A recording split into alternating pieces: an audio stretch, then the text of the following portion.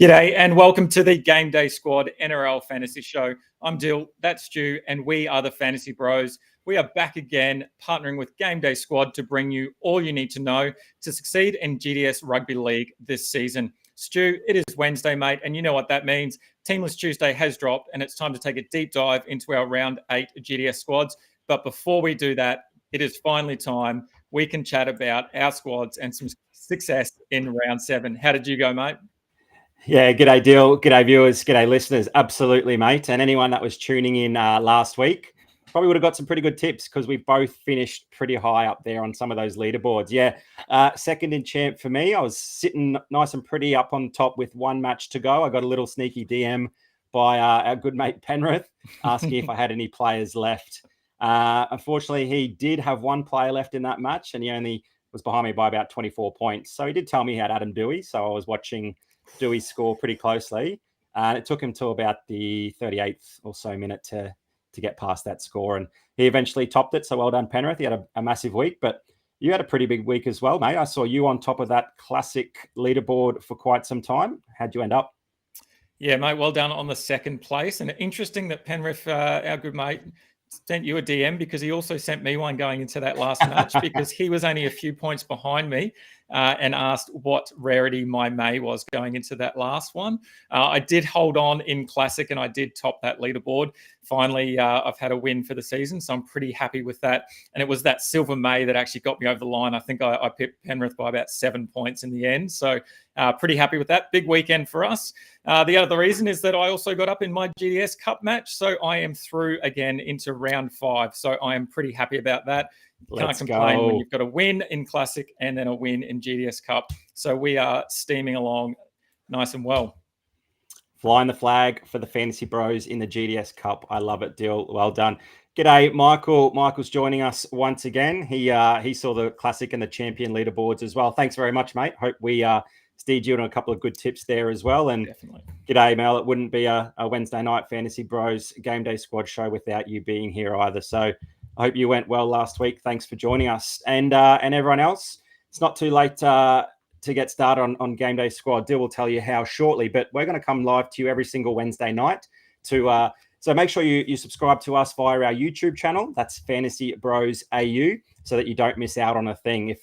If first in Classic and second in Champion in the same week isn't enough to get you hooked and get you subscribed, I don't know what will.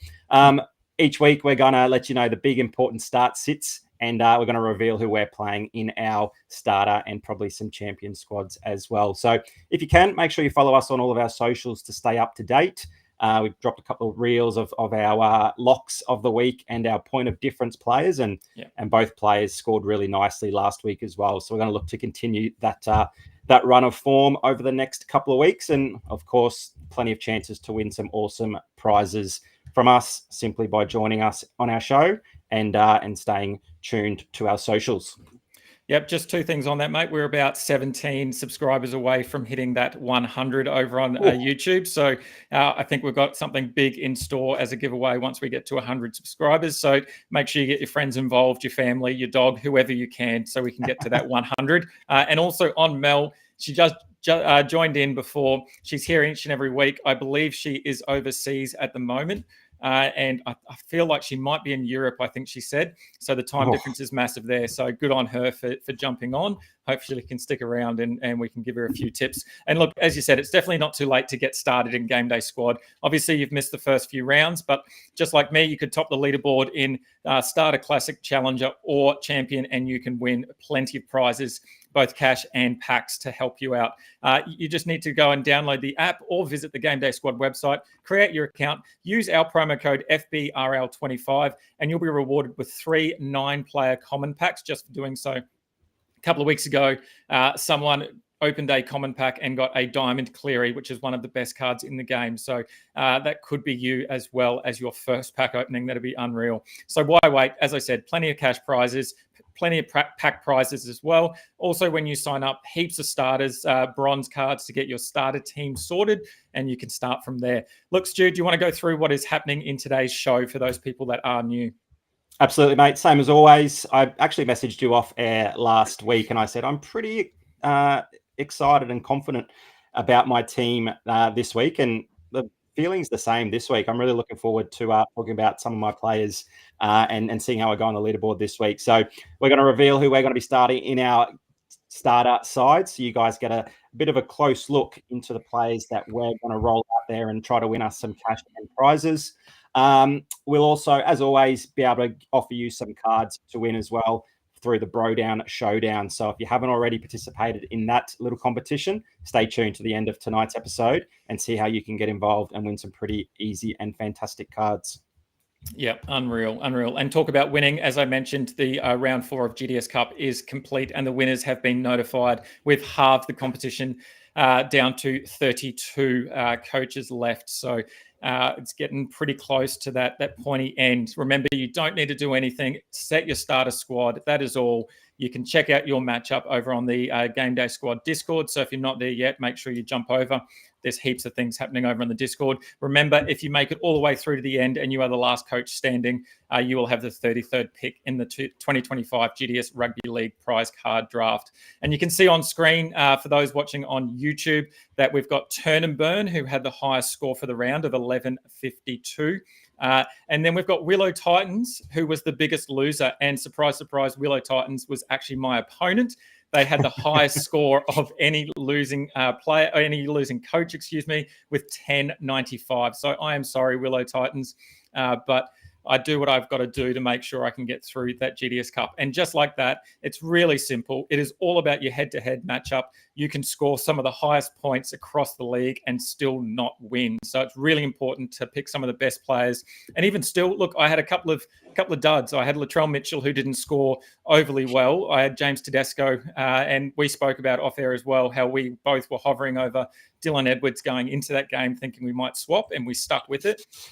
So 2 pretty poor fullback showings, and you can still come out with a win. So it's probably important to note that as well for anyone that, feels like they don't have every card possible, and they might have to play up a few pods. Just quickly, mate, you can see down there on the prizes down there for round 5. It's a mystery prize. Any ideas? Any thoughts what that might be? Well, it's got to be better than the 9-player rare pack, but not as good as 2 9-player rare packs. Well, not as good as 3. Or 3, sorry. So, yeah, maybe it's 2, but I feel like it could be 2. Something more. Maybe it's a Diamond Cleary. Maybe they've got their hands on a few Diamond Clearys and they can give 16 away. Oh, jealous. That'd be nice.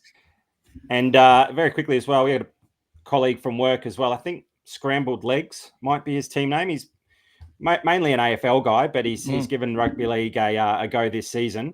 And he's flying. He's right through to round 5 of the GDS Cup today as well. We were in a little meeting this afternoon, and he was running me through his starter side and letting me know who he was playing. His team is stacked. It is quite good. So if you're up against Scrambled Legs, good luck. But hey, Dill, how good would a Quasi's Killers versus Scrambled Legs be in the final? I'd be in the grand final. I'd love it. I'd love it. Maybe we'd have to split the prize card and share it half and half throughout the year. I would love that. Unreal. Alrighty, let's get straight into our teams for round 8. And as always, hookers are a big talking point. Mate, obviously, we talked about Damien Cook last week, and he had a pretty good game. I think my gamble of taking Cook almost paid off big time. He was on about 45 points, I think, just before he got that head knock just before halftime, and he looked probably set for a massive score if he was given 80 minutes. But obviously, that head knock, he went off, didn't impact him too much, but then he did come off with about 20 minutes to go before his final 6 or so minute stint. So I feel like he probably could have gone a lot bigger than he did. Is Cook someone that you're going to stick with now, or are you going to still go back to someone safe like Brayley? Yeah, mate, I liked what I saw from Cook last week, and that was a really good shout from you. I think I mentioned that's a pretty ballsy play, but something that could pay off, and we could be talking about Cook in a greater capacity this week. And look, here we are. So yeah, I thought he was due a monster 60 plus, but that break certainly did restrict some of that point scoring. But I really liked seeing him out there at the same time as Little. A lot of games already this season, he left the field when Little came on and had a nice big spell then. And that's why his points were sort of capped. But it was really nice to see him on the field in that sort of lock and running role while Little went there at dummy half. And he made a number of runs. And whenever he's running the footy, he's a big chance for some tackle breaks as well. So, yeah, I really like the look from Cook. And there's no reason why he can't play 80 minutes. but it's just not quite there yet. If he puts in another performance like that and shares plenty of minutes there with Little on the field, I certainly think he'll be in my side pretty shortly. I'm super tempted by Reece Robson rather than Blake Brayley this round. It was only 2 weeks ago where we saw Robson just explode and have an absolutely massive score. He scored 69 points, and that was 20 points more than his next biggest score before that. He'd had a really down year before that game, and I think there might have been maybe a voice in his ear saying, look, Reece, that State of Origin jersey could be yours, but look, you need to show me that you got a little bit more to your game than just passing from the ground and tackling for 80 minutes. And he certainly listened, and he brought back his running game. He ran for 135 meters. Before that, his highest was only 65 meters.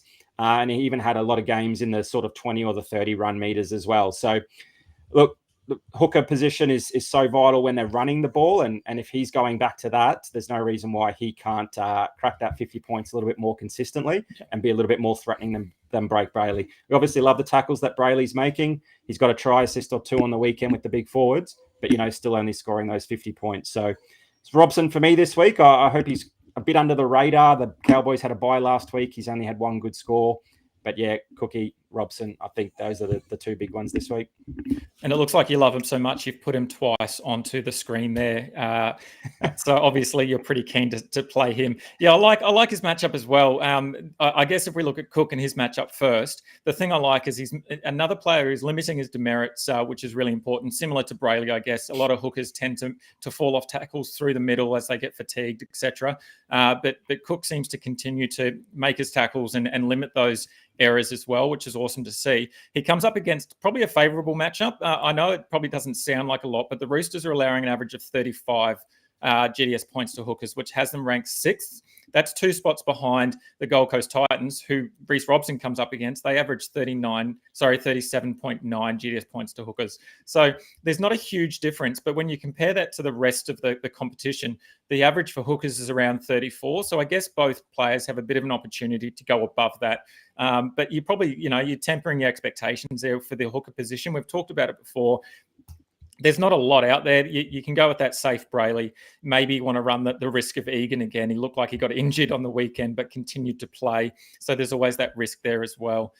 So yeah, for me, I'm going to stick with Cook, just the way that he's playing, even without that extra 20 minutes on the field. He still scored well, about a point a minute. So it's just about if we can find another 20 minutes in him, which we've seen already this season, when he did drop back to that lock role while Little went and played hooker. I feel like, Cook could be someone that a lot of people will jump to pretty quickly. So I'd like to stay ahead of the game. And look, if he doesn't come off this week, then so be it. But I feel like they've got a pretty good matchup. And I feel like the Dragons are running pretty high at the moment. And they're pretty keen to put the Roosters to the sword after what the Roosters have sort of thrown up the last couple of weeks. So, yeah, for me, Cook. But then, I think Robson might get a shout somewhere and across maybe the Classic and Challenger sides for sure. Yeah, nice. I like it. I really look forward to, obviously, that Anzac Day match between the Dragons and the Roosters. That should be a cracker. Just before we jump onto the middles, mate, g'day, JT. Well done. He says he's still alive in the cup. Yes, he is. Let's go. That's right. Mate, to answer your question, we're going to talk about the mids now. JT's just asking if we like to run with 2 by mid forwards on the bench as well as on top of our 3 starting mids, as well as the fullback position. So we'll talk about the middles now, Dylan. We've spoken about the last sort of 4 or 5 weeks where we really do like to play those 2 middles, mainly because there's, a really safe floor that we know that there are a number of middle forwards that can pump out some pretty decent minutes. They're tackling, they're running the ball, they're tackle breaking, they're offloading.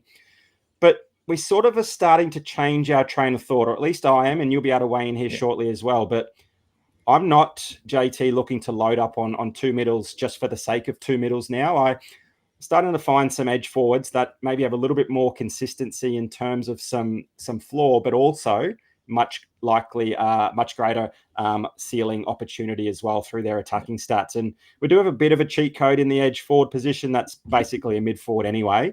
So he's, an edge on the game, but truly a middle on the actual rugby league. So you can take that how you will. But there was 1 week I loaded up with 2 edge forwards on the bench as well. One of them paid off, one didn't.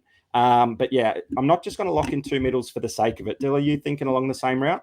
Yeah, I'm starting to lean that as well. You did talk about even running two edges last week, and that, like you said, paid off. One of them paid off, one of them necessarily didn't. But yeah, I think we looked at the safety of someone like AFB. That's sort of gone away. His consistency it hasn't been that great. He scored a try and still didn't, I think, get over 50 points or so. So that's a little bit concerning. The other one that I liked was Tarpany off his big game a couple of weeks ago, but then he had some limited involvement last week in a pretty big game that the Raiders worked hard to come back in that game against the Titans. So yeah, the consistency from those middles seemed to be disappearing a little bit, but we've obviously got one big player that we're going to potentially add to our middle rotation. I feel like most have or will be looking at it this week, and I think his name's there, and I all weekend was saying all hail the king, because that's I think one of the reasons as well that I made sure I won that classic comp, is I played a silver max king as well. Oof. So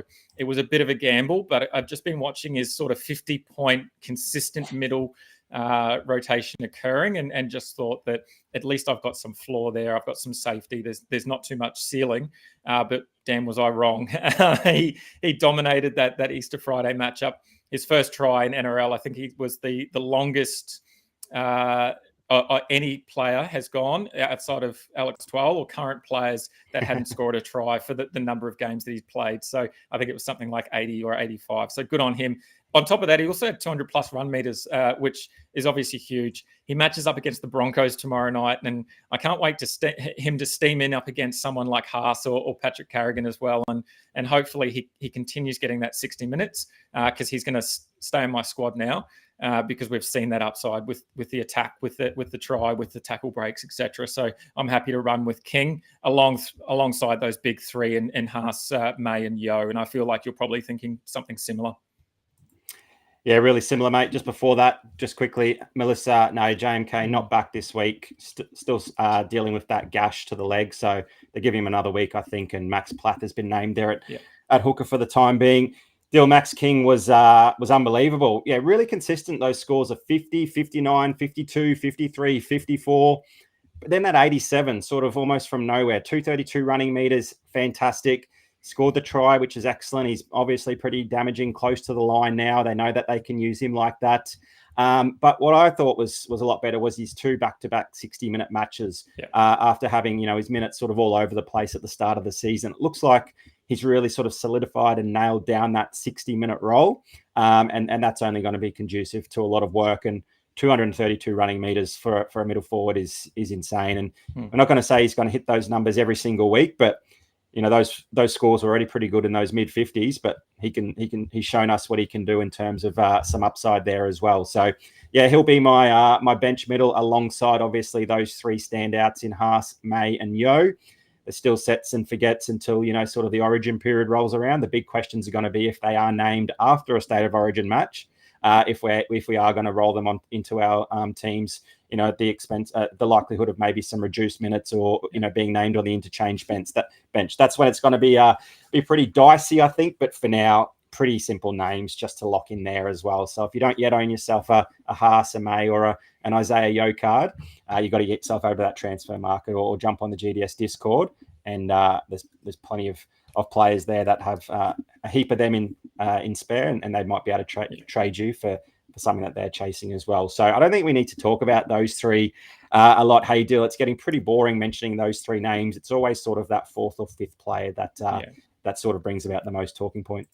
And if someone does want to take a risk and run your fifth middle and you're not sure, Udo Ikamanu has a pretty decent matchup. Now, his minutes aren't great, so his minutes are down this season. He's averaging about 43 or so minutes per game, which is a lot less than he was at the Tigers. But he comes up against the Rabbits that have allowed 43 GDS points on average to all middle forwards this season, which is about 7 or 8 points more than any other side across the competition. So that's a lot higher than the middle average. So if he can sort of find a few more minutes there, it might just be a watch this week and see how he goes up against a weakened Bunny side. But he might be someone that you might want to take a risk on that might have some upside and you just don't want to be boring and you want to try and find a potential point of difference. Maybe that's someone you can look at as well.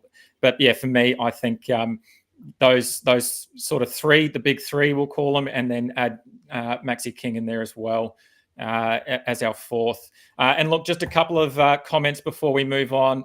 Look, my mate Kyle is here. G'day, Kyle. Warriors on top. That is my man. And then also we've got Jay Boney in again. He started out last week. Look, he is new to Game Day Squad. So, mate, in Game Day Squad, there are no captains. But if I was a betting man and I needed to play a captain in one of my fantasy competitions, I would put the captaincy on May as well. I think he's going to have a big week this week. And I feel like Haas probably's got a little bit too much to do up against the doggies that are flying high.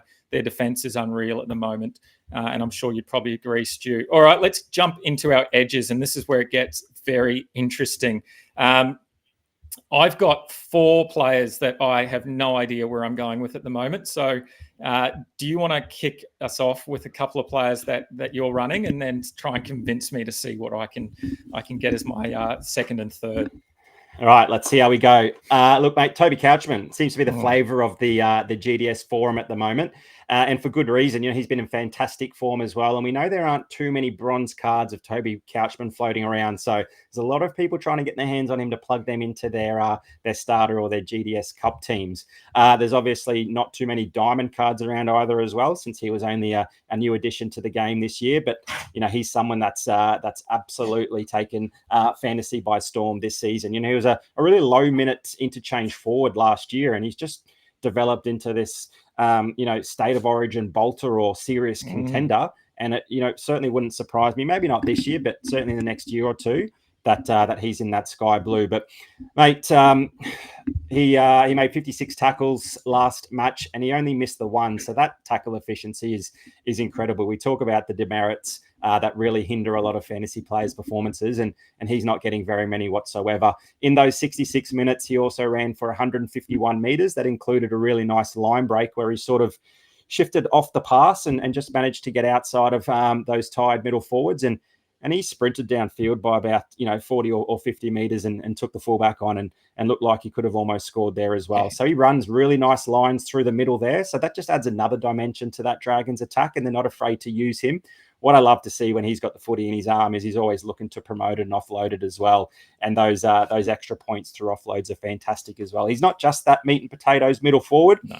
He's got plenty of upside, and he can be played in the edge position as well, which I think is a little bit of a cheat code. So JT, that's definitely going to be a reason why I play at least 3, maybe even 4 edges this week. So Dill, I hope you've got a couple of Couchman cards. I think hopefully I've convinced you to start him, but a couple of other names I'll mention, and then you can tell me if you're starting any of these or you want a bit more information about them. But for me, it's going to be Preston tomorrow night there against the Dogs. We've seen them in a lot of form across the park, and they're moving the ball left a lot. That's obviously their go-to side for the attack. And with Burton and Kickow back now, they're obviously getting lots of touches.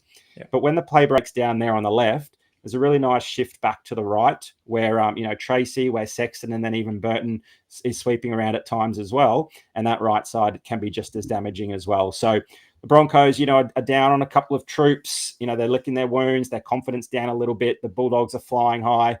I can see Preston, even if he just gets through his normal workload, it's not going to be a poor score. And he's definitely got some attacking upside here. I do like Hutto Young. He's coming off 3 doubles in a row. The man is absolutely on fire. You'd be tempted to start him again after those 6 tries in 3 matches. Can the run continue? I don't know. There's probably some hesitation for me to start him in my side this week, knowing that there's got to be a down point somewhere.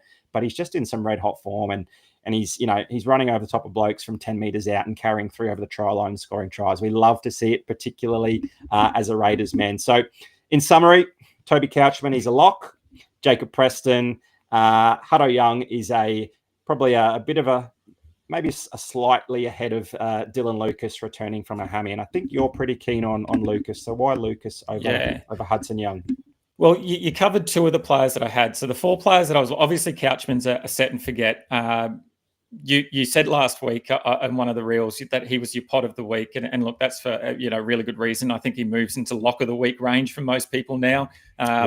look, as you talked about, the price on his on any rarity of his card is massive, but particularly his diamond at the moment as well.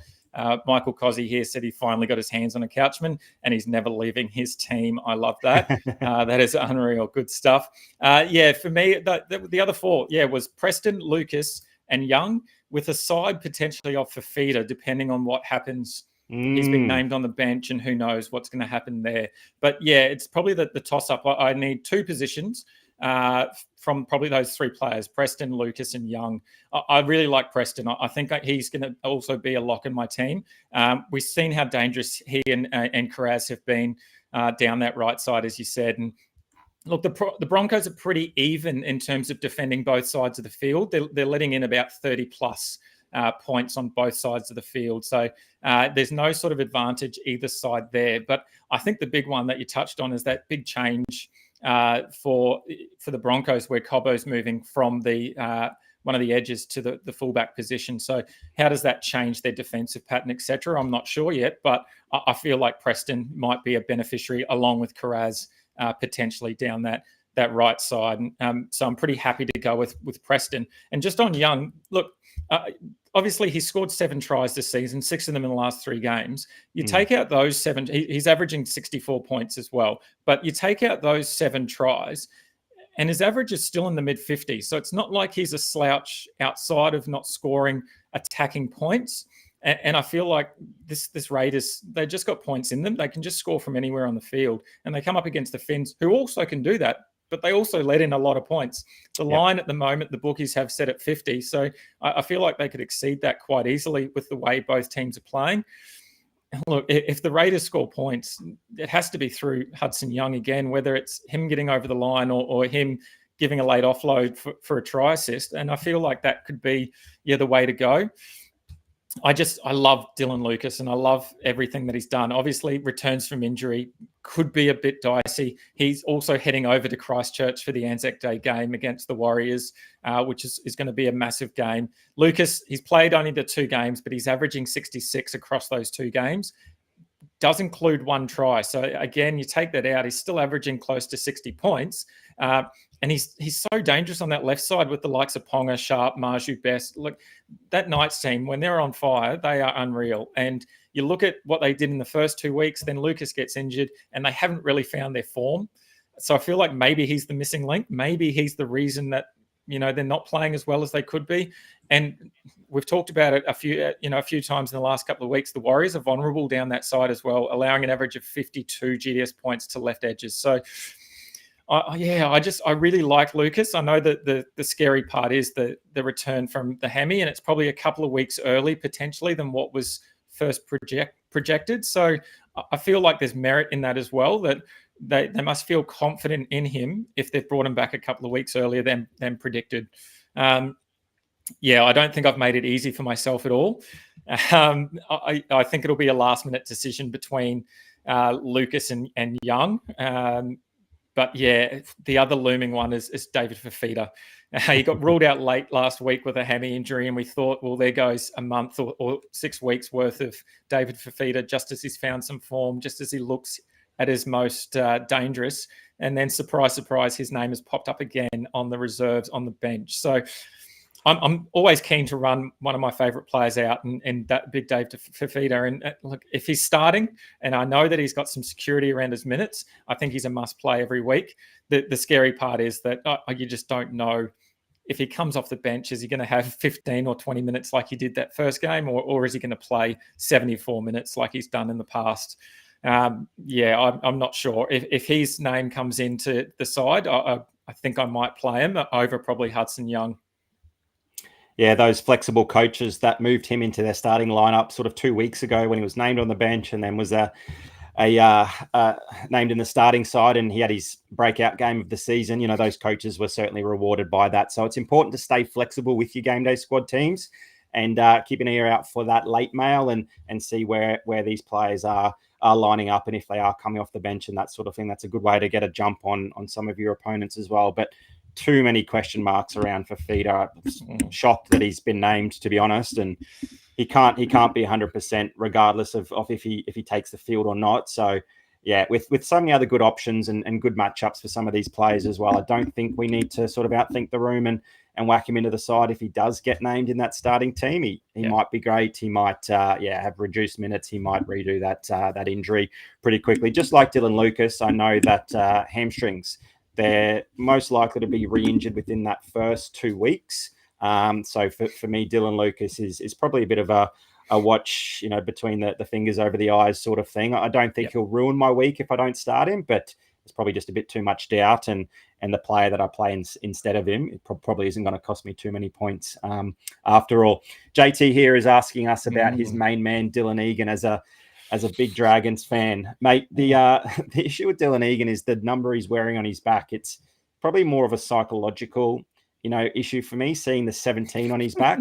Does he not fit the number 11 jersey or something? Come on, we know he's going to be named in that starting team an hour out from kickoff. But yeah, it's just the fact that he keeps getting named in the 17. Look, if he finally gets named in the 11 and he continues to pump out 80 minutes with some really nice base, particularly during the Origin period when a lot of our guns are out, I think he might be a name that comes into consideration, if not certainly in the years to come. So anyone in the comments section here, anyone listening in, make sure you get your hands on some Dylan Egan cards before he becomes the next big thing in a couple of years. So you got a nice player there, JT, down there at the Dragons.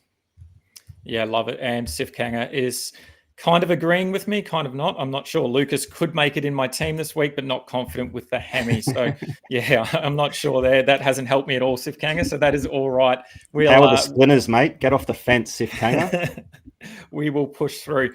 All right, let's move on to a pretty boring position, I think. We've sort of turned it into the halves. I think there's not a lot to be said, really. Nathan Cleary, Nico Hines, and Jamel Fogarty, I think, are the names on most people's lips, on most coaches' lips. And I think for good reason. Look, we've seen Campbell now ruled out for the next couple of months at least. And there's not a whole lot outside of those three names. We've got a few players there, but do you want to talk through why, those three you're just going to stick in and sort of set and forget? Oh, mate, if you want, we can move on to centers. I think we've said enough. Yeah, look, those three are pretty easy plays. I think Campbell maybe at least a month, hopefully not too much longer. But he was certainly looking, at the top of the averages lists for the halves. He was in red hot form, so hopefully he can return soon enough and get back to those big numbers. But yeah, it leaves it pretty boring for those three big names. They're obviously pumping out some pretty decent scores. They're obviously very safe as well through their kicking yards. They also kick goals for their team, and they make plenty of tackles there on the edge of the field as well, and their efficiency and that sort of thing are pretty good as well. They're also mostly the dominant ball players in their team, although Hines probably stands at that first receiver a little bit too often. We saw 2 weeks ago where he had a better game, at least through the eye test. He was playing at second receiver a lot more and having his fingerprints on some better attacking opportunities. But he just seems to swap that role with Trindle way too much, and it's really frustrating. He's capable of those big 70 or 80 point games like we saw Cleary get, but it'll happen eventually. You've stuck by him for the last month or so there's no reason to jump off him now. The other names there aren't screaming out that they need to be selected. So even if a Munster or a Hughes or a Cherry Evans, have a nice big outing, it's not like they're going to ruin your week if you start, a Hines or a Fogarty over them. So it's safety, but it's also, plenty of upside as well. I think Jamal Fogarty might kick for more than 1,000 meters in one match this season. That's my red hot take. I would love to see it. I like that. Just on, you mentioned Munster there. He's probably the pod that I would look to go with if I wanted to jump off maybe Hines or Fogarty. I think Cleary's just a set and forget. We saw him just accumulate points out of nothing last week and just get to that ton or close to it pretty easily. So, for me, if I'm going to go somewhere else, I might look at Munster. They're up against the Bunnies, and that match up there, obviously the Storm want to avenge that performance against the Finns last week. I couldn't believe what I was watching. And look, Munster's probably got the juiciest matchup out of all the Storm players, up on the left side against a vulnerable right side defence from the Rabbitohs. They've allowed left side halves an average of 57 GDS points. So that has them ranked first for points allowed to left side halves. halves. There's always some risk with Munster, though. Look, he's got a high of 55 and a low of 21. So if you're one of those risky game day squad players and you're keen to look for a pod, maybe Munster's your bet, where he's got some upside there against a pretty weak Bunnies defence. So yeah, for those three for me, and then maybe a pod in Munster. Although just looking at the comments there, Sif Kanga, Cleary, Fogs, and going to go with the pod. No names, but after all the drama with him coming back from his first game from New South Wales Cup, hoping he's coming out to prove a point. Any guesses to who he could be talking about? Does it rhyme with Talvin by any chance? Mate, that would be a massive call if he came back and turned up in his first game back from New South Wales Cup after everything that's happened and just say, hey, give me more than $6 million over 5 years, please. That would be peak rugby league if he did so. And Sif Kanga will be here next week laughing his head off, going, I told you, boys. I hinted towards it and no one followed me. How about Sif in the comments, give us a number. What number does Galvin have to get over this week? And if he does, we will give you a 3-player rare pack. Give us a decent number. It's got to be a good number. We have to agree with it. It has to be a good number. So, Sif, keep it there, mate. Have a think. What's the number that you think Galvin needs to get to? Alrighty, while he's doing that, let's move on to the centres and we'll see if Sif Kanga can come up with a number for us. Alrighty, the centres. Pretty stock standard, those names on the list, except for one there, mate. And do you want to talk about Nick Meaney, who looks to be making his way into your side? Yeah, he might. I'll probably, be a little bit nervous and change him out at the last minute sort of thing. But it's probably just all around the question marks over who's going to be kicking goals. I presume it will be Ryan Pappenhausen for the Storm, but if it is Nick Meaney, and we know that Meaney had been kicking over Pappy, obviously Pappy had that, that long return from injury, and then he was sort of, rehabbed and looked after coming back into the game. But, even this season, they both started, pretty injury-free in terms of Pappy's health, and Meaney still had the kicking duties in those first 2 matches before suffering that facial fracture.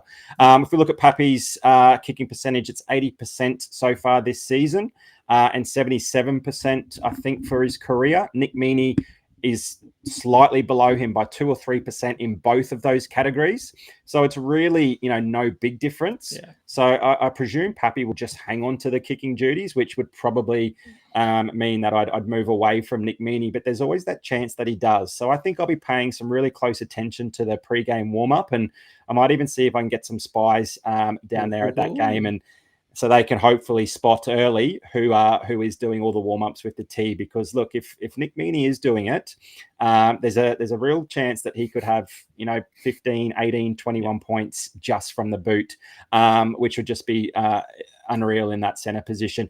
He's coming back from that facial injury, so it's not like a long-term soft tissue injury, which would turn me off him for sure. It's that facial injury, so that it should be nice and healed, and he should be fairly confident to get back in amongst some footy. And they've got a great matchup, the Storm do, and if he's kicking goals over all day long, there's no reason why he can't put on a pretty big score. So he's my big maybe at the moment. I feel like I'm going to chicken out of it. I'll tell you that now, but yeah, he's tempting me at the moment, and I don't think too many will play him.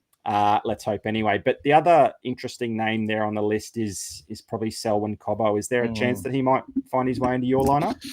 Look, I don't think so this week. Obviously, the injury to Reece Walsh is significant. Cobbo moves to the fullback position for the Broncos. He hasn't really had a great start the season in Cobbo. He's only averaging 32.5 GDS points. However, I think, I will keep an eye on him. I won't be playing him this week. They're up against the Dogs, obviously. Massive defensive effort from the Dogs for the last few weeks, or pretty much the start of the season. They're restricting opposition fullbacks to only 29 GDS points, which is one of the lowest across the competition this season. So maybe it's a look this week, and maybe look to play him against Penrith. I know that sounds crazy, but they're still giving up 50 plus to fullbacks on average, or then the week after the Rabbitohs, who, look, I'll give a little spoiler away. They're giving up the most points to fullbacks this season. So maybe it's target him in 2 weeks' time. So if you don't yet have a Cobbo, maybe it's try and get a Cobbo on the marketplace for a couple of weeks' time. Last year, we saw Cobbo play one game at fullback against Manly. He scored 58 fantasy points. So he's there in the ballpark for, a decent game. And it's just about watching, I guess, what he does off the ball and then on the ball as well, and where he's going to pop up and how he's going to support the rest of the team there and what that looks like. So, yeah, it'll be a watch this week and then maybe a play in the following weeks. I think there's one player on that list that we're both going to play, though, and that's the ever-reliable Herbie Farnworth. I think he's a set-and-forget centre now. He sits behind Iro when sorting by averages in the centre position, but we know Farnworth has a much larger sample size compared to Iro, who's only had the 2 games. Farnworth is averaging 61 points. He's had a couple of 70-plus games, and his floor looks to be around 50. So if you're getting 50 points out of a centre each and every week, I think you've got to be pretty happy with that when a lot of centres are averaging like around that 32-odd that Cobbo is. So I'm pretty happy to run Farnworth, and that looks like you're going to do the same. Yeah, absolutely, mate. If you want any proof that he's, fixture proof, you only need to watch that Storm game and, see how dominant he was against, a team that's regarded as one of the best defensive teams in the comp and probably behind only the Bulldogs and, just as good as maybe Penrith were last year. But, the Dolphins were outstanding, obviously off the back of Isaiah Katoa, but we could just see what Farnworth can do when he gets, even just a little bit of space. He can step off both feet, he can offload in the tackle, and he can accelerate between guys really quickly as well. So he's absolutely fixture proof regardless of the opposition, and it just makes it even better to play him when he comes up against a pretty soft opponent. And we saw last week Brian Kelly was pretty dominant there against Matt Timoko, probably had one of his worst performances in Raiders colours, particularly from a defensive point of view. But Brian Kelly on the left-hand side there of the Titans defence sort of carved him up at least for that first 40 minutes. And no disrespect to Brian Kelly, but Herbie Farnworth is a much better player in a lot better form, and I think he's going to cause a lot of trouble there for the Raiders right edge. They've obviously got Fogarty there as well, who's capable, but he's a little bit slower as well, and his lateral movement isn't fantastic. So if Herbie steps in off that left foot, probably see Fogarty sort of clutching at his shoulder or his jersey and falling off him and splitting through the line there. So absolute fixture proof. He'll only probably not be in my team if he's injured or the Dolphins have a bye. Yep, 100%. And look, he's only one tackle break away from hitting the 50 mark for the season so far. That has them ranked as the best tackle breaker in the competition at the moment across every position. So tackle breaks obviously worth 3 points in Game Day squad, so that is massive. So we want to see him at least reach 60. This week, that would be unreal. All right, Sif Kanger has got back to us before we jump into the final centre that I'm going to play, and he has set the line for 70. Are we happy with that? Right. So if he goes above 70. Okay. I've just had a quick look through Lachlan Galvin's stats this year. He hasn't surpassed 70. In fact, he's only gone above 60 once, and that was in round 2 thanks to a try. He still gets over 30, and he's got a couple of 40s and 50s as well. So I reckon... Yeah, Sif's definitely talked him into having a big game, but I reckon we can safely bump that line down to 60, particularly when he's only averaging 46 and he's only gone over 61. So I'm happy to bring it down to 60 if you are, Dill. Yeah. If Sif's happy for that, how's 60 that sound, points. Sif? And if Galvin goes above 60, we will shout you a 3-player rare pack. I think that's a pretty good deal for Sif Kanger there. I love it. Let us know, mate, if you are keen for that. Melissa, look, yeah, you are 100% correct. Even if Herbie has the bye, he'll still score more than Walsh is negative. That is correct. But we're pretty happy with Farnworth. The last centre for me is quite tough. I like the Nick Meaney call. I'm just, again, wary of always loading up on a bunch of players from one team in what we think is a soft matchup, and it doesn't necessarily turn out that way. Just looking at some other options, we've got Garrick up against the Panthers. The Panthers allow 55 GDS points to right centres versus 59 on the left. So they're pretty open on both sides. Obviously, the Panthers are probably back to their best. I don't know. One game against... I don't know. Knows? But Turbo's back as well. Does that make a difference for the Sea Eagles in their go forward? We've talked about that quite a bit. So Garrick, potentially an option there. Meaney against the Rabbits, as you said. The Rabbits allow 32. GDS points to right centres and 56 to the left. But again, Rabbitohs love to give up points. Manny's averaging 52 points in his first 2 games. So that's definitely a shout there. Valentine Holmes, who we've been on a few times over the last few weeks, they are up against the Roosters. They only allow 28 points to left centres versus 40 points to the right. So I'm a bit wary on Holmes, and obviously the demerits from Holmes. He's back into his old ways of missing tackles and errors and brain farts, etc. So yeah, for me, probably not Holmes. The one I have landed on at the moment is Bradman Best up against the Warriors. And I feel like maybe I'm targeting this game too much as well. Obviously, the Warriors put on a pretty good performance against the Broncos last week, where I had pretty much written them off early on. They looked all gone straight in. That first try there for Billy Walters cutting straight through them at the line. And then the Warriors fought back, and I couldn't believe what I was seeing until about 15 to go, when the Warriors went back to their old ways and said, no, we've had enough. We're not playing anymore. But I think I'm going to target a couple of Knights players up against the Warriors. The Warriors allow an average of 56.3 to left centres, excuse me, Ooh. versus only 40 to the right. So I think Best has got a really good opportunity there. Obviously, we've talked about the gang getting back together, so to say, in the Knights, and hopefully that makes a difference. Best is averaging 52 points across 6 games with only 2 tries and 1 try assist. So he's got some really good floor there. And even on some of his down games, it's still a pretty decent score that I'd be happy to, again, take away with from that centre position, when we know that the centre position, again, another volatile position, and the average across all centres is only around 35. So I'd be happy with 50 plus from either of my centres, I think. Would you be happy to know that there are showers predicted for Auckland on Friday? Well, they're not playing in Auckland. They're playing in Christchurch. So hopefully those showers stay in Auckland. Right. No, I was just saying that they're probably going to make their way to Christchurch. Yeah. Maybe. If there's showers, I don't know if it matters too much. We talked last year quite a bit, between each other about the potential for weather to impact the game significantly. And I don't have any stats to back it up. That's something that I would really like to do. I'm cutting you off there, Dill. Perfect weather for Friday. We don't even have to worry about any weather in Christchurch. Unreal. Yeah, they've moved the game down there to Christchurch, which is awesome for everyone down there. We know how Christchurch tend to do it quite tough down there with the earthquakes, etc., and everything else that's going on down there. So it'll be a great day out for them, particularly for Anzac Day. And look, a little spoiler as well, we will be talking a little bit about Anzac Day a little bit more later on. So keep your ears peeled for that. Okay. Alrighty, I think I'm going to go with Best. I think after all of that, I've decided Farnworth and Best, and then maybe throw in a Nick Meaney and a couple of other sides just to hedge my bets a little bit. So hopefully we've helped you out a little bit there with some stats around the centres. Is there anything else you want to say on any of those centres, mate?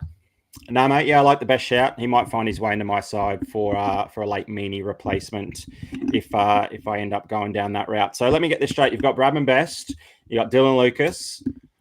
How many more Knights players are you going to jam into that team? And not just Knights players necessarily, but Knights left edge players. Talk to me. Who are you playing in your wings? Yeah. I'm also going Fletcher Sharp.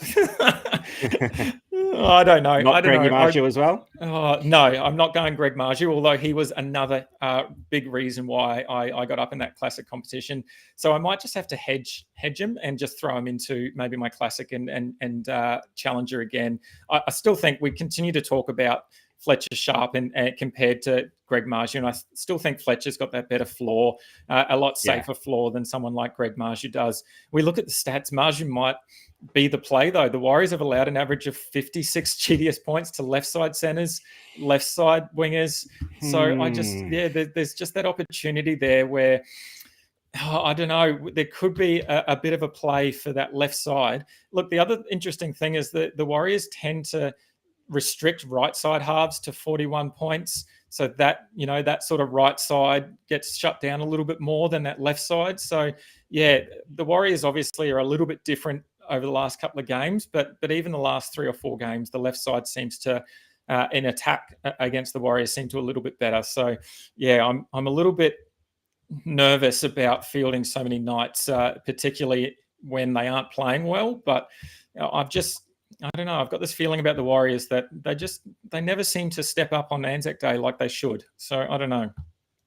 Yeah, but that's because they normally play the Storm, and the Storm normally put 40 or 50 on them. So they've got some better, maybe a bit better scheduling this year, getting that home game there against a team that's not the Storm. But I think Melissa's onto something here. She says Dill's just fielding the Knights this week. Let's be real. And Melissa, I think we both know why. Look, Dill's not just a pretty face; he's a pretty smart man as well. Obviously, being a Warriors fan, he can hedge his bets here. If he loads up on the Knights players and the Knights put the cleaners through the Warriors, he's a happy man. If the Warriors go well and get the win, he's a very passionate Warriors fan, so he'll be just as happy that his boys get up, and there's probably still a chance some of those Knights go well too. So there's probably not going to be too many tears coming out of that lounge room when Dill's watching that match, and in the best of both worlds, he could see a Warriors win and a nail biter, but plenty of points there for the Knights left edge. That'd be nice, wouldn't it? Yeah, that would be an unreal way to finish or work through the Anzac Day triple header, I believe, on Anzac Day as well. So yeah, that should be good. Look, the other winger that we're both, I think, pretty keen on is Jacob Kiraz. He's come back from injury and he's just hit the ground running. He's playing some of his best footy, and it's pretty easy to just sort of pick him and know that what you're going to get from him. The concern potentially is him matching up the Broncos, but like we said, there's a lot of changes happening there. The Broncos are pretty good at limiting right centres, opposition right side centres, an average of only 32 GDS points. So that's almost the lowest in the comp. I think the second or third lowest.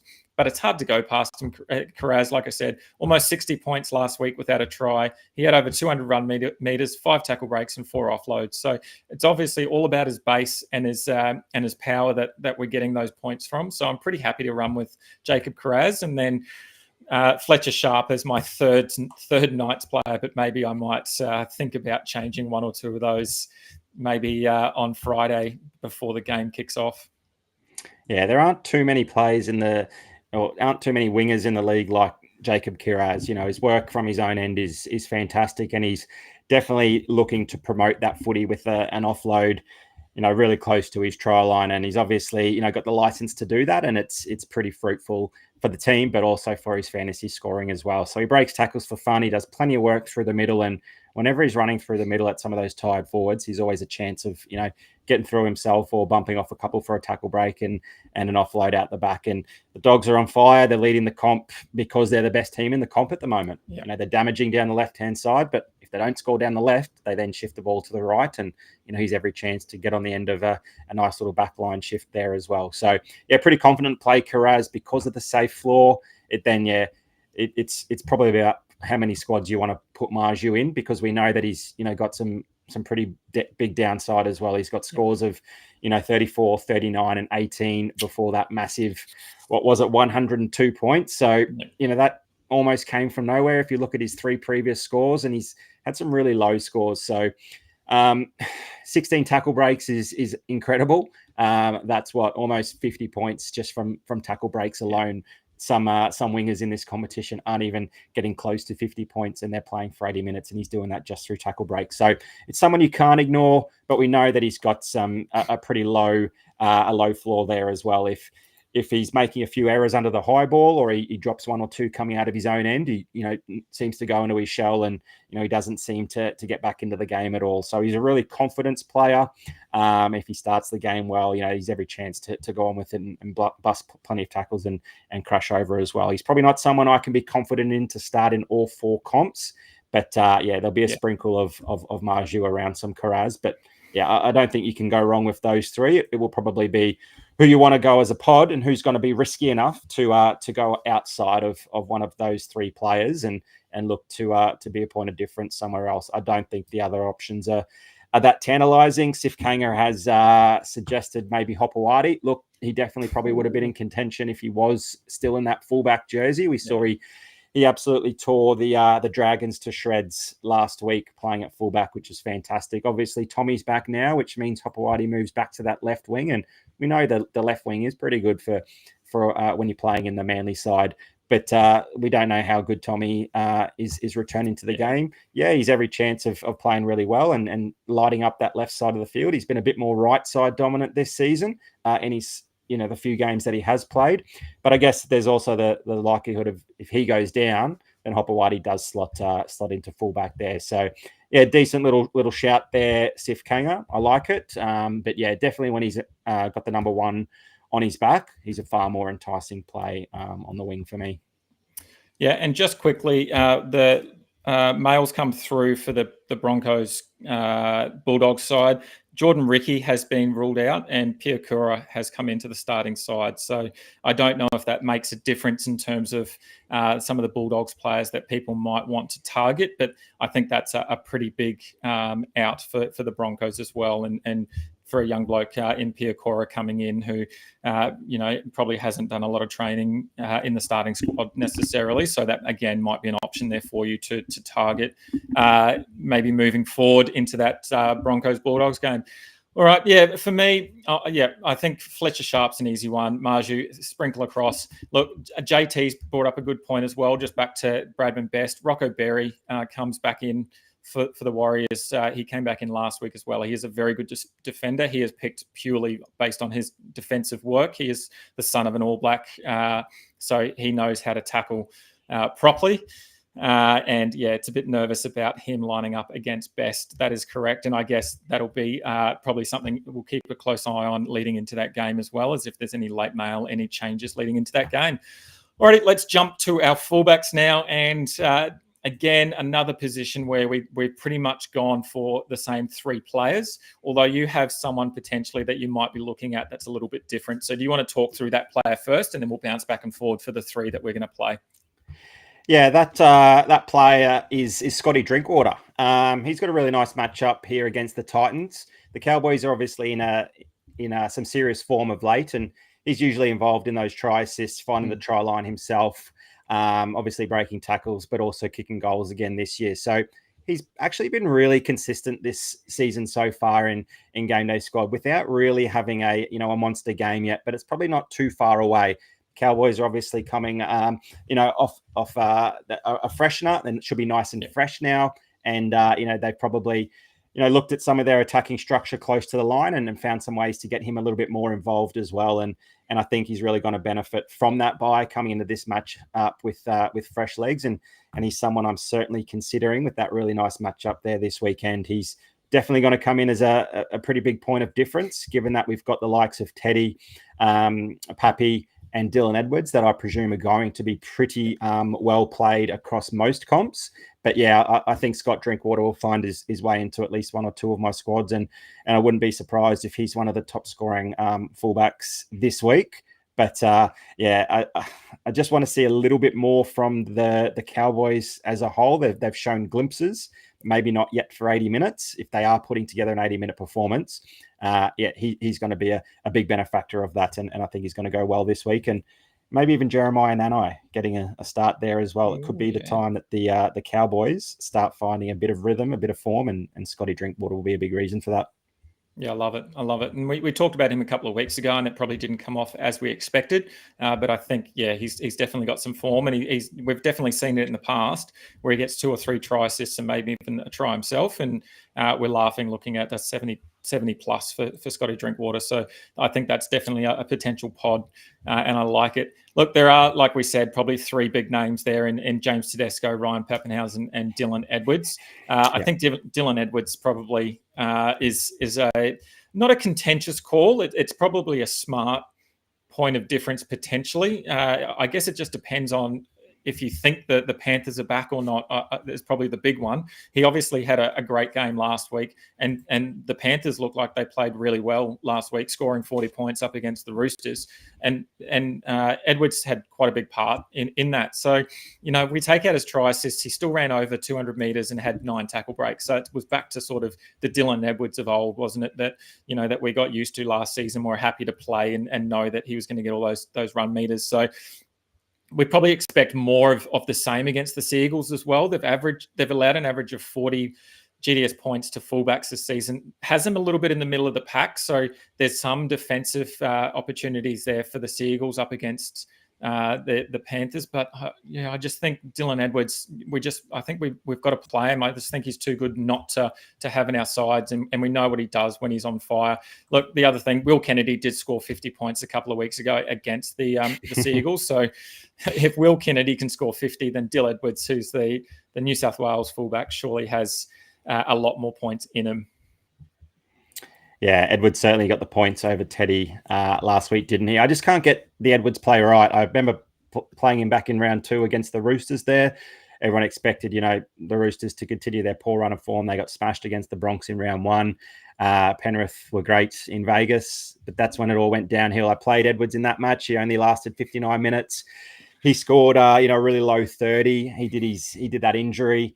He then came back in round 6 with a pretty nice matchup against the Dolphins, or so I thought, and it was a bit underwhelming in that match, and was sort of left behind by a couple of the big name fullbacks in that round. Of course, because of that down game from him, and he still looked a little bit slow or a little bit stuck with that adductor or groin injury, whatever it was, so I didn't play him in the round just gone, even though I really wanted to. And he had that massive score with a try and, 2 try assists. So that was, it just sort of passed the eye test for me that he looked to be over that sort of niggling injury.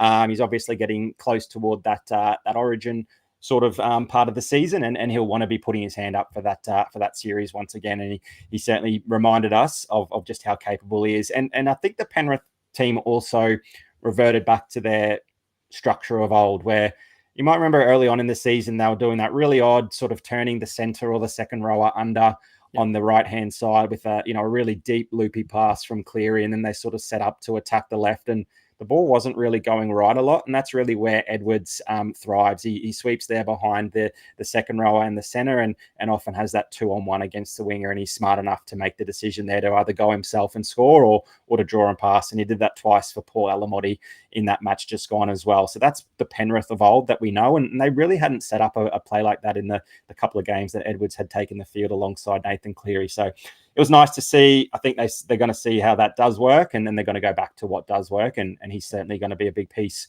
of what does work in their attack close to the line, on top of all of the run meters that he does, pushing 250 every week that he's fit.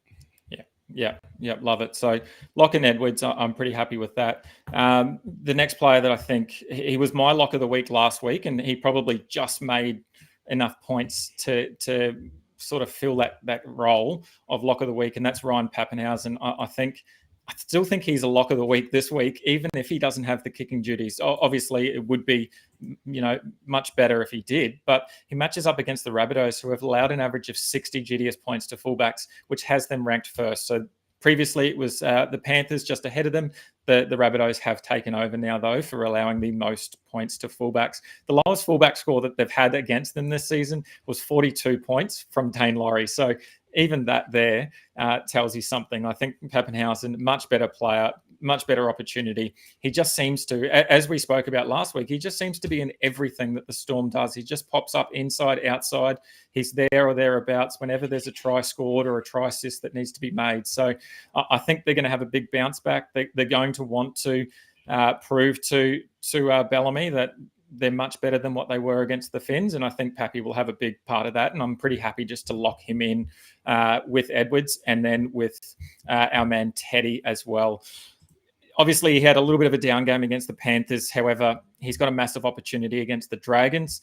They're in some form themselves, though. The Dragons are playing really well. They're playing some really good footy, and it's a little bit scary to see what they can do to other teams as well, even though someone like Clint Gutherson hasn't had a big opportunity the last few weeks when we've looked to potentially play him.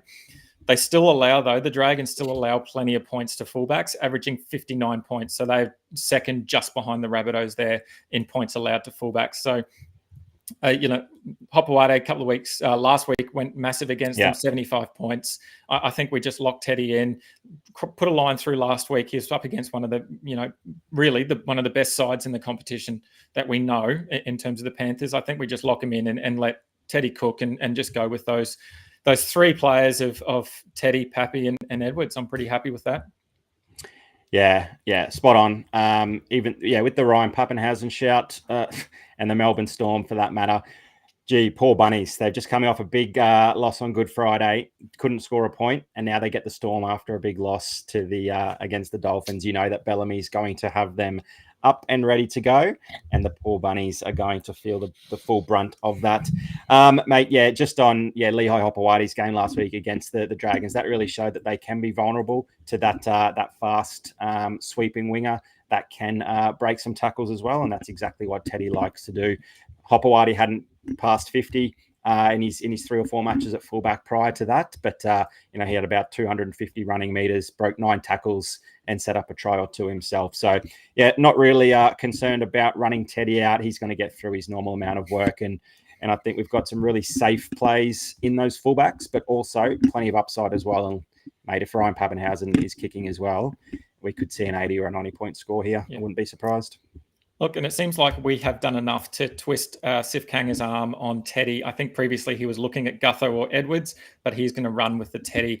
Also, obviously, we've talked about 3 fullbacks. We are going to continue with that theme of 3 fullbacks in our side, with 1 on the field and then 2 in our backbench spots. So I know we talked earlier about the sort of makeup of our middles and our forwards and our edges when JT asked that question. But yeah, we're going to stick with the fullbacks, I think, for this. I think that's a much safer option with heaps of upside. I think the fullbacks, obviously, they're the highest scoring position in Game Day squad. Fullbacks average 43.5 points across every fullback that has run onto the field, whereas every other position scoring between 30 and 36, 37 on average. So the fullbacks definitely a big opportunity there for them to score big. And just before we move on and finish with our teams, Jay Boney's jumped in again and he's asking, is Latrell a must-have? Latrell's obviously moved back to fullback after the, I wouldn't say failed attempt at half, but he just did not look up to speed.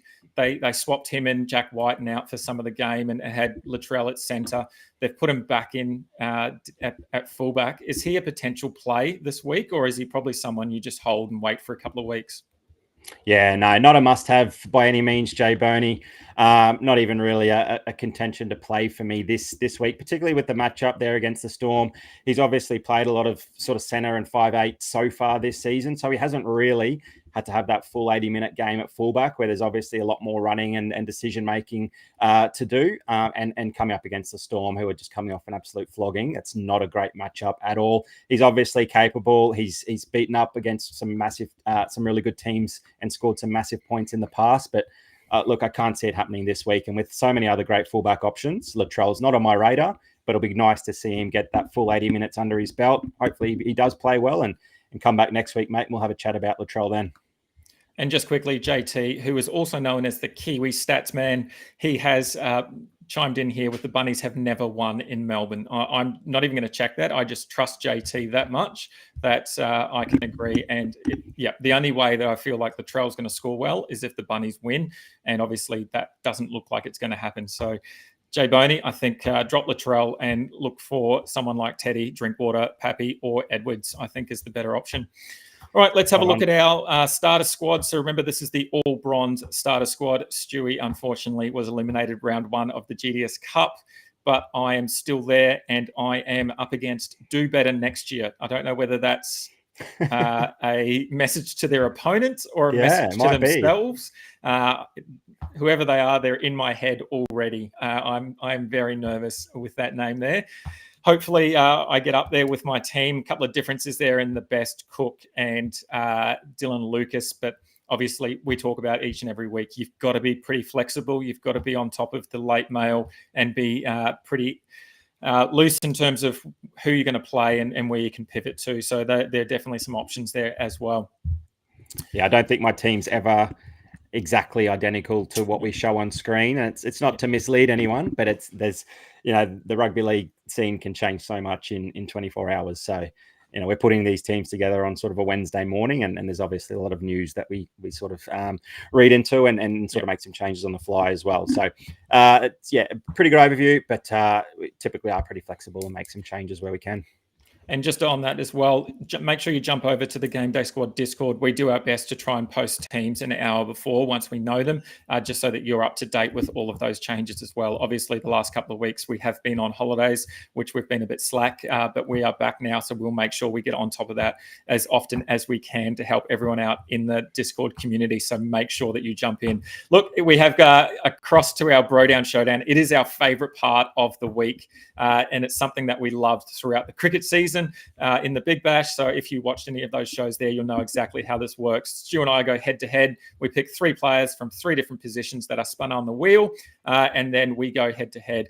Either the winner gets up 3-0 or 2-1. This week is something we've never had, or last week I should say, something we've never had before, in Jaden Campbell being ruled out and David Fafita being ruled out.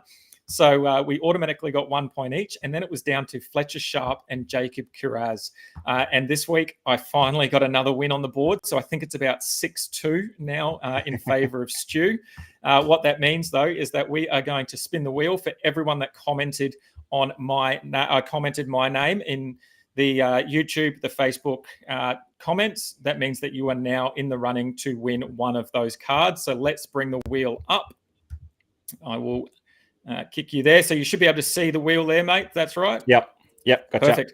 The concerning thing is one YouTube user, their name was just simply Dot. So I don't know how they're going to prove that it's them, but let's spin the wheel and see how we go. So these people commented Dill to be the winner of Bro Down Showdown. Go on, get to Dot.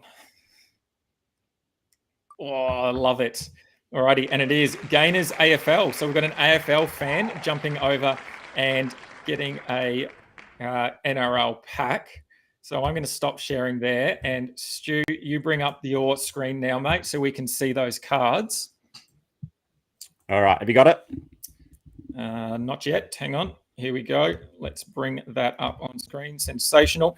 Alrighty. So the way this works is I am going to pick one card there that's going to go to Gainers AFL, and I'm going to go straight down the middle. Gainers, you are going to get whatever this card is, and it is. Oh, look, Junior. Mate, we're trying to get the AFL guys involved in the game, and you're going to give him a gold.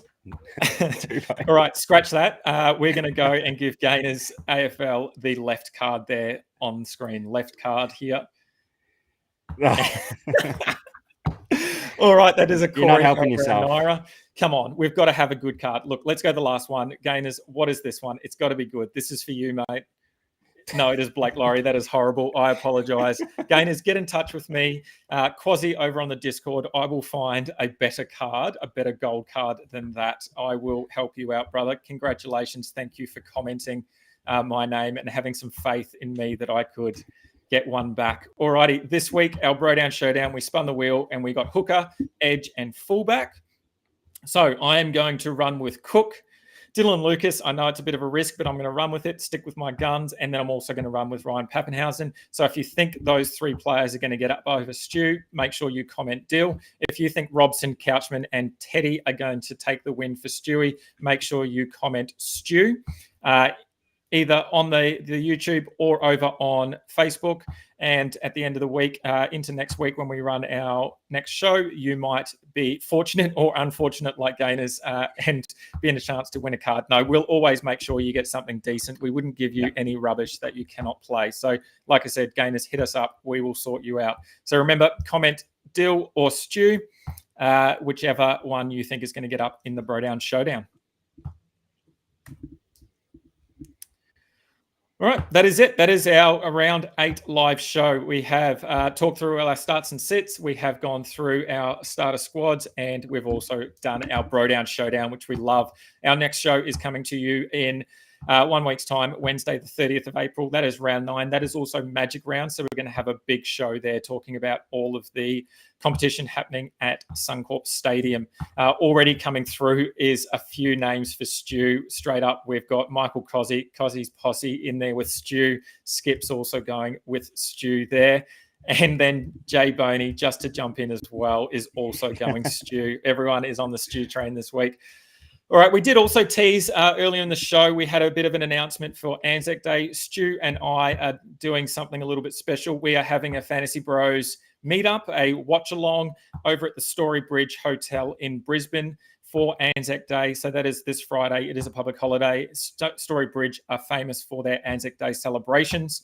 So if you want to come down, hang out with the Fantasy Bros, maybe play some two up on the side and watch a bit of footy, maybe watch me cry watching the Warriors lose. I don't know. But yeah, come on down to the Storybridge Hotel. We are in no way affiliated with the Storybridge Hotel as well. That's just where we've chosen because we love the atmosphere there. Join us and we may have a few packs and a few codes to give away as well. We'll see how we go. We'll see if we can help you out.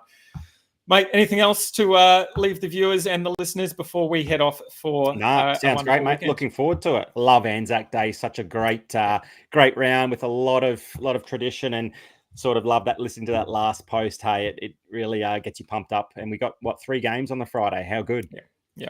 And there's nothing like listening to a New Zealand national anthem, which just quietly is one of the best anthems going around, whether you are from New Zealand or not. Alrighty, thanks, mate. Thank you, viewers and listeners. Don't forget, if you are new to Game Day Squad, jump on, download the app, sign up now, use the promo code FBRL25. Follow all of our socials at Fantasy Bros AU. That is YouTube. That is Instagram and TikTok. We will have our lock and pod of the week, hopefully up tomorrow or at least Friday. And for everyone that is looking forward to Anzac Day, we hope we see you down at the Story Bridge. Thank you for listening. Thanks for watching. Thanks for subscribing. Have a good one, Stu. Have a good one, Thanks, listeners.